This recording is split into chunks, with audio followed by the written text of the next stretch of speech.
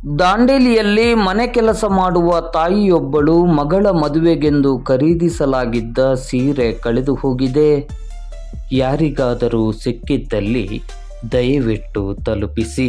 ಅವರು ಪ್ರತಿದಿನ 5-6 ಮನೆ ಕೆಲಸ ಮಾಡಿ ಬದುಕು ಕಟ್ಟಿಕೊಂಡಿರುವ ತಾಯಿ.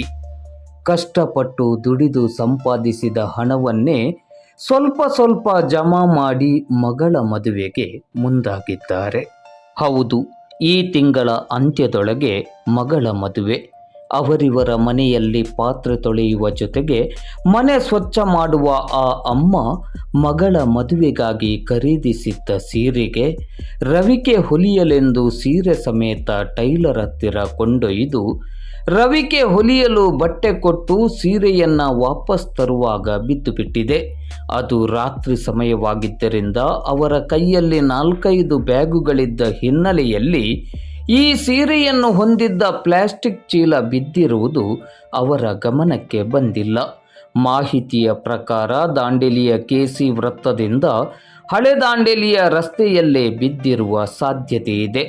ಮಗಳ ಮದುವೆಗಾಗಿ ಕಷ್ಟಪಟ್ಟು ದುಡಿದು ಸಂಪಾದಿಸಿ ತಂದಿದ್ದ ಸೀರೆ ಈಗ ಕಳೆದು ಹೋಗಿದೆ. ಮತ್ತೆ ಆ ಸೀರೆಯನ್ನು ಖರೀದಿ ಮಾಡಬೇಕಾದರೆ ಆ ಅಮ್ಮ ಮತ್ತೆ 1 ತಿಂಗಳು ಮನೆ ಕೆಲಸ ಮಾಡಿ ಬಂದ ಹಣದಲ್ಲಿ ಇಲ್ಲವೇ ಸಾಲ ಮಾಡಿ ಸೀರೆಯನ್ನು ಖರೀದಿಸಬೇಕಾಗಿದೆ. ನಿಮಗೆಲ್ಲ ಅನಿಸಿರಬಹುದು, ಇದೇನು ಮಹಾ ಎಂದು. ಒಂದೊಂದು ಮನೆಯಲ್ಲಿ ಮನೆ ಕೆಲಸ ಮಾಡಿ 1,000ದಂತೆ ತಿಂಗಳಿಗೆ 5-6 ಸಾವಿರ ದುಡಿಯುವ ಆ ಅಮ್ಮನಿಗೆ ಮತ್ತೆ ದೊಡ್ಡ ಮೊತ್ತದ ಸೀರೆ ಖರೀದಿಸುವುದು ಅಷ್ಟು ಸುಲಭದ ಕೆಲಸವಲ್ಲ. ಖಂಡಿತವಾಗಿ ಈ ಸೀರೆ ಯಾರಿಗಾದರೂ ದೊರೆತಿರಬೇಕು. ಸಿಕ್ಕಿದವರು ಅದನ್ನು ಯಾರಿಗೆ ಅಂತ ಕೊಡುವುದು ಎಂಬ ಆಲೋಚನೆಯಲ್ಲಿರಬಹುದು.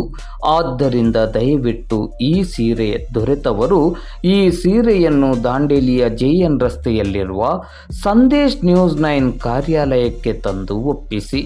ಆ ಅಮ್ಮನ ಕಣ್ಣೀರನ್ನು ಒರೆಸಬೇಕಾಗಿ ವಿನಮ್ರ ಪ್ರಾರ್ಥನೆ. ಕಳೆದು ಹೋದ ಸೀರೆಯ ರವಿಕೆ ಪೀಸ್ ಈ ದೃಶ್ಯದಲ್ಲಿರುವುದನ್ನು ನೀವು ಕಾಣಬಹುದು. ದಯವಿಟ್ಟು ಯಾರಿಗಾದರೂ ಈ ಸೀರೆ ಸಿಕ್ಕಲ್ಲಿ ಈ ಸ್ಕ್ರೀನ್ನಲ್ಲಿರುವ ಮೊಬೈಲ್ ಸಂಖ್ಯೆಗೆ ಮಾಹಿತಿಯನ್ನು ನೀಡಬೇಕೆಂದು ಕೈ ಮುಗಿದು ಪ್ರಾರ್ಥಿಸುತ್ತೇವೆ.